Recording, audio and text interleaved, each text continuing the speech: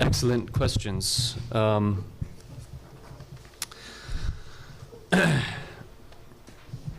So first, one of the first questions, which probably I should have spent more time answering, was what can an organization like the Cairo Institute and other regional organizations based in Geneva maybe, or have an office in Geneva, like we have an office here, do to assist civil society in different countries, especially in civil society that is facing very difficult times.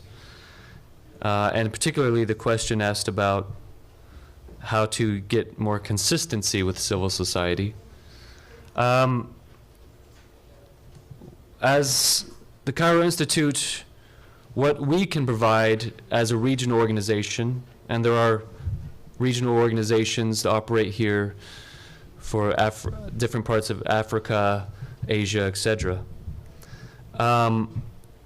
is we can help you to strategize around the technical process of the UPR so that the technical process does not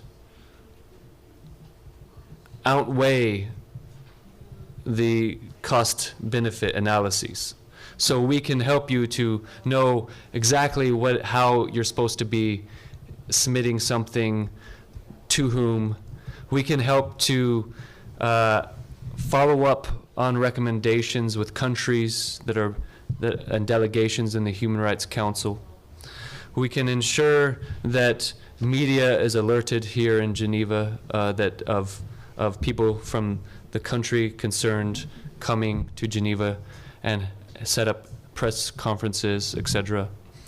Also, we can come to countries and do trainings. I have colleagues within Tunisia and elsewhere in the Arab region who often travel to countries and give trainings and give practical trainings on how to build campaigns, human rights campaigns, within different contexts using the UPR. So sort of what I was saying, but in a more detailed, with much more examples and practical sort of suggestions. And that's one way we can help. The other way we can help is to do in a more detailed way what I was doing today, which is that we've seen a lot of different types of examples of how to use the UPR, some of them more successful than others, and we can provide you with insights on some of the strategies and creative ways of using the process that we've seen different NGOs in different countries use, and how we saw whether or not they were successful or not. So those types of insights and those types of technical or political outreach or media outreach in Geneva is what we can help with here.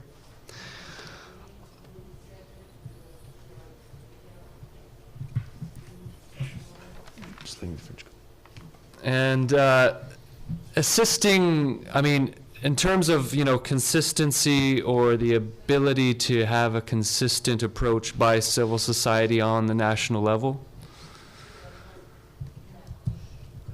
maybe sometimes this is not always possible. But one of the things I have seen is that the UPR provides a strong incentive for NGOs or civil society to come together. And in some countries where a network has never existed because of the internal politics or because a director doesn't like another director or whatever reason, I've seen the UPR be able to be used as a way to bring those actors together.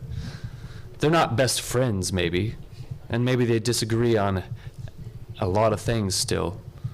But if they can agree on one or two or 3 priorities, that's the beginning of a more unified civil society.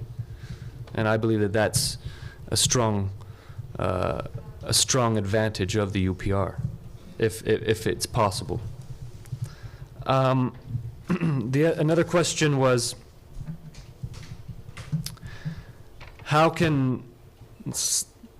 what does it mean when a country accepts a recommendation?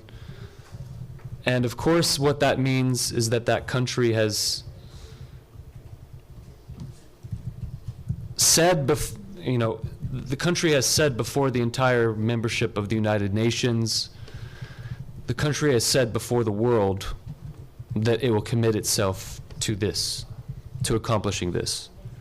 And what they want to avoid, if there's no real will to do that, then what they really want to avoid is to go into the concrete and to talk about the details about how they're going to implement those things.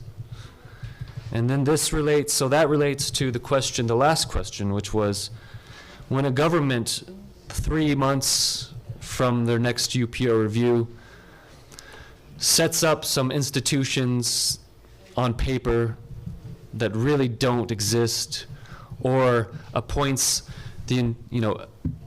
a security minister that works with the intelligence community to set up a national investigative unit on something, and we all know it's a joke, or something like that.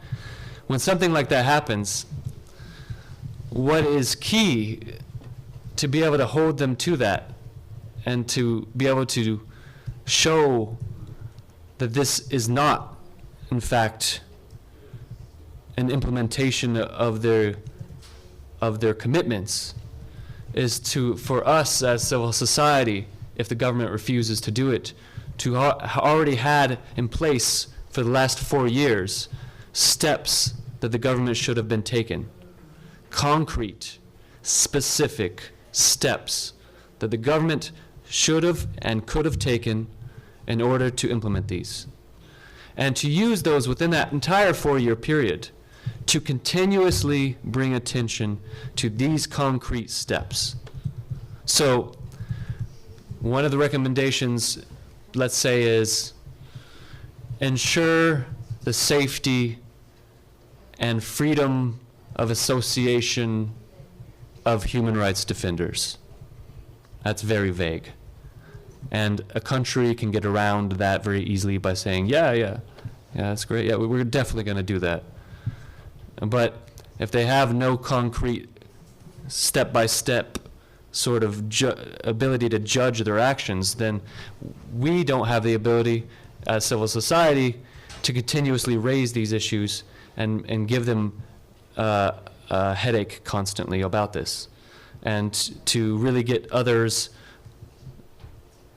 countries and other actors involved in understanding how this country is not living up to its commitments. And so to answer that last question, I would say, if you want to not fall into the trap of allowing a government to pretend to actually do something without really doing anything, so you should identify the concrete steps the government should take. And you should launch a campaign around those concrete steps. And they should be, and the good thing about that is that a lot of those steps might be very, very easy to take. And when a country doesn't take that, then it's very obvious. So let's go back to my recommendation on human rights defenders. So one of the first ways that a government could provide protection and freedom of association for human rights defenders is to release all human rights defenders from prison that are only there because of peaceful activities. That's a very concrete action a government can take that requires no long-term institutional building. They can just release those people, and they can release those people by appealing to different legal means and ensuring that anybody who's not there for a criminal act other than freedom of expression or elsewise can be released. And this is a very effective tool. The release of political prisoners, a very effective way to draw attention to specific issues during the UPR. But there's a whole host of different types of concrete actions on the economic and social cultural rights, on civil and political rights that can really be used to create this campaign around a time frame of concrete action. And then the last question that I'll address was, what would be your advice to sort of civil society that has begun the process? And I think that my advice is really what I said this morning. What are you concerned about? What is the main thing that you want to accomplish as a person or as an organization? Okay, so the UPR is not separate from that. The UPR is just another means to achieve that. So if you have the goal to delay a counterterrorism law that will criminalize peaceful protest, then the UPR is a platform to bring attention to that and to create enough pressure on specific policymakers to hopefully delay that law. And this has been done before. I'll refer again, say, to the Egypt context, where a law on NGOs was proposed during before the first UPR of Egypt, and another law on NGOs proposed before the second UPR review of Egypt. And Egypt is not necessarily a country right now with a great human rights record or great engagement with civil society. But because the UPR was used in a very sustained manner, and you had in the UPR high-ranking ministers before an entire room of the international community, receiving consistently recommendations that were put forward by civil society, Egyptian civil society, on specific law, this specific law, saying Egypt must conform to international standards in the formation of this law, and we recommend the Egyptian government to end this type of law on civil society and to begin a process with the United Nations Office of the High Commissioner to reform that law.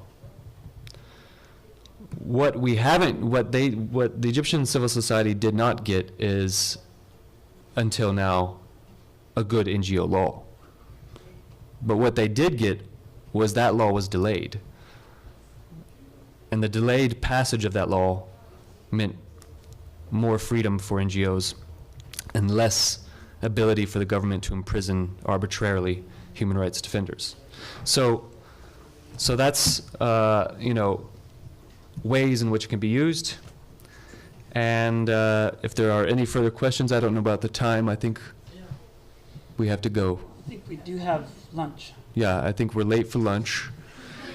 And I was late this morning, so I apologize. So the theme is late. So the theme is late, and the other theme is... But never too late. Yeah, the other theme is be quiet, Jeremy. Let's go to lunch. All right. So I definitely want to thank Jeremy for coming. And late doesn't matter. It's always good that you're here. And I think you really gave excellent, concise 3 points, and also reinforced a lot of things that we also discussed on the opening day of our strategy as how we utilize the UPR. So thank you again very much, and let's go have lunch.